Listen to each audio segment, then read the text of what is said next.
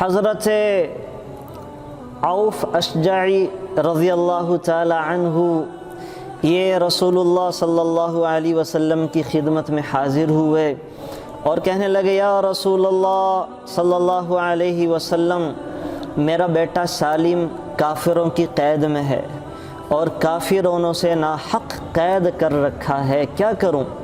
تو حضور نے فرمایا، کسی طرح سے سالم کو یہ پیغام پہنچا دو کہ کثرت کے ساتھ یہ پڑھے، لا حول ولا قوت الا باللہ، لا حول ولا قوت الا باللہ۔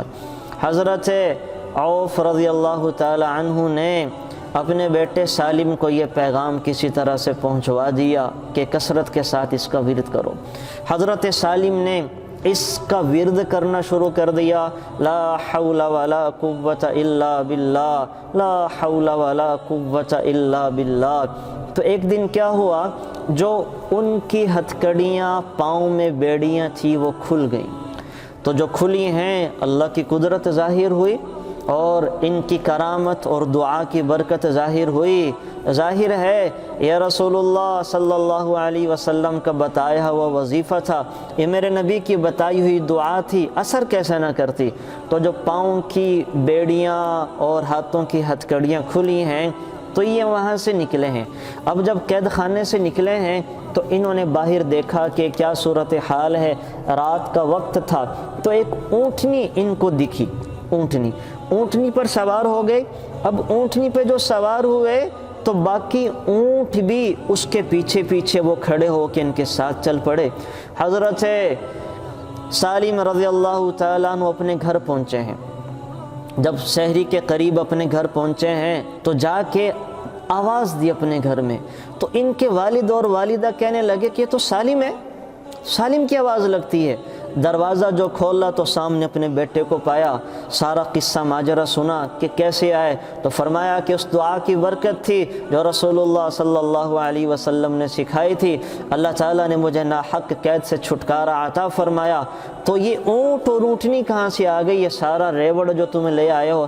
کہنے لگے یہ بھی اسی دعا کی برکت ہے کہ میں جب وہاں سے نکلا ہوں تو اونٹنی پر سوار ہو کر میں آپ کی طرف آنے لگا ہوں تو یہ سارے اونٹ بھی پیچھے پیچھے آ گئے۔ اب حضرت عوف اور سالم پریشان تھے کہ یہ ہمارے لیے حلال ہیں بھی کہ نہیں ہیں۔ اب دیکھیں کہ ایسے موقع پر بھی یہ حضرات سوچا کرتے تھے کہ جو مال آیا ہے یہ حلال ہے بھی کہ نہیں ہے، اس کا استعمال جائز ہے بھی کہ نہیں ہے۔ تو دونوں باپ بیٹا کہنے لگے چلو چلیں رسول اللہ صلی اللہ علیہ وسلم کے پاس چلتے ہیں۔ صبح فجر میں رسول اللہ صلی اللہ علیہ وسلم کے پاس حاضری ہوئی، سارا واقعہ اور ماجرا سنایا، حضور نے مبارکباد دی اور فرمایا کہ یہ جو اونٹ اور اونٹنیاں تمہارے پاس آئی ہیں یہ اللہ کی طرف سے مال غنیمت ہیں، یہ اللہ کی طرف سے مال غنیمت ہیں، اور حضور نے فرمایا کہ سب مال تمہارا ہے، جو چاہے مرضی کرو، جو چاہے مرضی کرو۔ تو لا حول ولا قوت الا باللہ کی برکت سے اللہ تعالیٰ نے قید ناحق سے چھٹکارا عطا کیا، اور اللہ نے بغیر وہ سوچ اور وہم و گمان کے مال بھی دیا جو کہ حلال مال تھا۔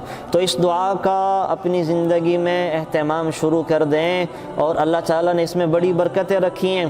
رسول اللہ صلی اللہ علیہ وسلم نے فرمایا یہ جو لا حول ولا قوت الا باللہ ہے نا، یہ اللہ تعالیٰ نے اپنے عرش کے خاص خزانوں میں سے زمین پر اتاری ہے، اور اللہ نے اس میں 99 چیزوں کا علاج رکھا ہے، اور سب سے کم جو بیماری ہے جس کا علاج ہے وہ دنیا کے غم اور پریشانیاں ہیں۔